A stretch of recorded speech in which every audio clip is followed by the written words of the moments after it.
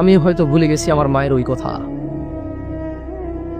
যখন আমি পেশাবে শুয়েছিলাম, তিনি পরিষ্কার না করলে আমার উপায় ছিল না সেখান থেকে সব। হয়তো আমিও ভুলে গেছি, আমি পড়ে গেছি, তিনি আমাকে না তুললে আমার পুরো গায়ে কাদাযুক্ত থাকতো।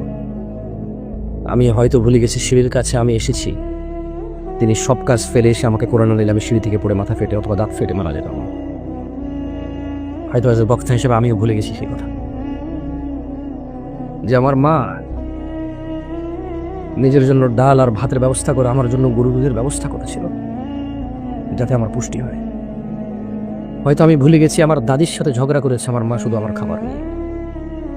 হয়তো আমি ভুলে গেছি আমার বাবা বেকার ছিল, আমার জ্যাঠা জেঠিরা কথা শোনাইতো, আমার মা চুপচাপ কাজ বেশি করে করতো যাতে একটু বাড়তি খেতে পারে, আমি বাড়তি দুধ পাই।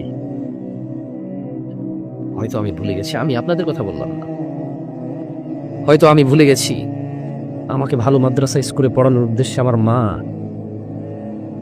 মন মতো, ওনার যখন যুবতী ছিল কত কিছু খেতে ইচ্ছে করতো, ওভাবে খাইনি, কত সুন্দর করে চলতে ইচ্ছে করতো, ওভাবে চলেনি। 5 ভাই ছিলাম আমরা, হয়তো কারো 7 ভাই, কারো 8 ভাই, কারো 4 ভাই।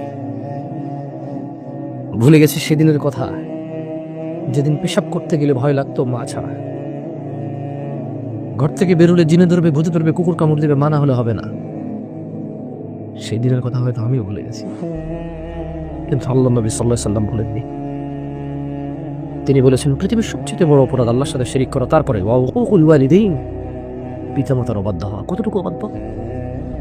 পারবো না, করবো না, এখন না,